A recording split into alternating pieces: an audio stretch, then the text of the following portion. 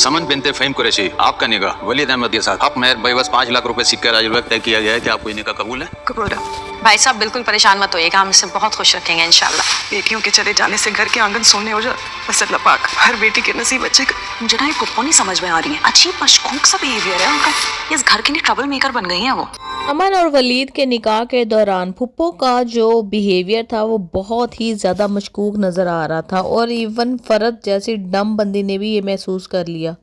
फुप्पो की हरकतें इसलिए इतनी मशकूक नज़र आ रही हैं क्योंकि इसने जमाल के साथ वादा किया था कि जब वलीद और समन की शादी ख़त्म होगी तो हम ये बात सब लोगों के दरमियान बैठ के बताएंगे कि जमाल ने ये घर फुप्पो के नाम कर दिया है इसलिए कि वो उनके माँ बाप की जगह पर हैं और उसने ये फ़ैसला अकेले ही कर लिया जबकि सब लोगों के पैसे इस घर के अंदर शामिल थे। अब ये बात फुप्पो साहिबा को बहुत अच्छे तरीके से पता है कि जमाल तो उसके हाथों बेवकूफ़ बन सकता है लेकिन बाकी सारे भाई और अजरा कभी भी उसके हाथों बेवकूफ़ नहीं बनेंगे और जब इन सबको पता चलेगा तो ये घर इसके नाम नहीं रहेगा, तो ये इसी शादी के दौरान ही मशकूक हरकतें करते हुए ये घर बेच देगी।